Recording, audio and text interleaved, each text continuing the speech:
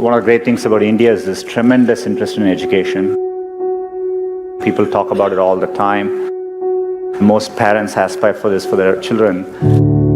And so I think it's a great foundation we have as a country. In my experience growing up here, I think there's a lot of emphasis on spending time on the books and learning things academically. I think there's a lot of pressure to follow set lanes throughout your career. You're in high school, you're thinking about college. A lot of times when I was younger, people would say, this person didn't get into this college or something, and that's the end of the road. I mean, life is so different from that.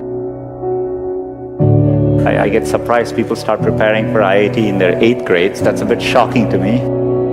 I get very surprised people come to IITs and immediately they are thinking about IIMs and so on.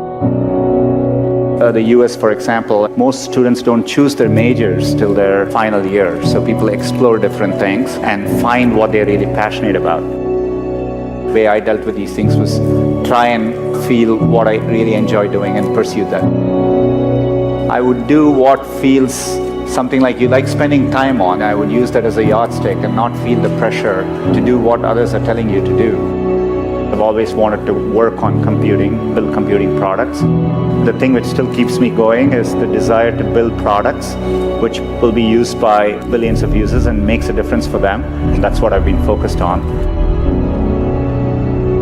It doesn't need to be even in engineering. There are many, many different ways, and you will see this later in life. People do well from all walks of life.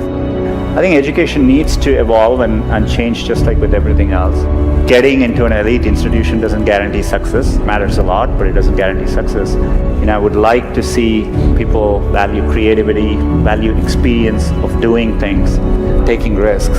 It is important to be well-rounded.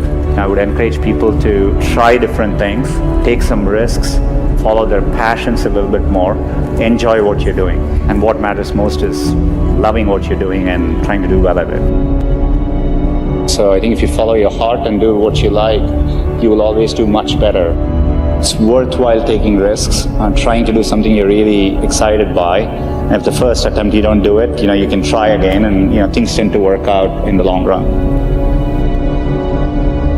If you work on really difficult things, you're better off because you have no competition. Others aren't working on that difficult a problem. Even if you fail, you end up doing something great in the process. You want to aim high enough that you fail a few times. I think that's the natural part of the process. Setbacks actually don't matter.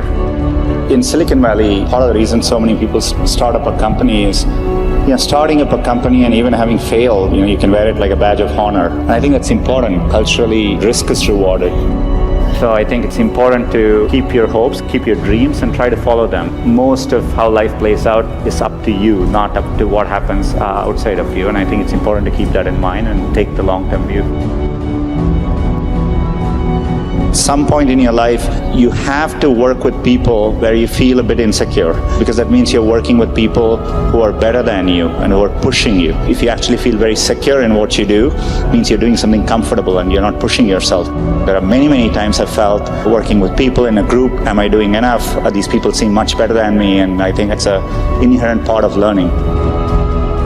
And as a leader, I think it's really important to build organizations where people actually want to work together and, trusting them to doing the right thing. And as a leader, it's less about trying to be successful and more about to make those people successful. I'm absolutely, with full certainty convinced that India will be a global player in the digital economy, and it'll be competitive with any country in the world.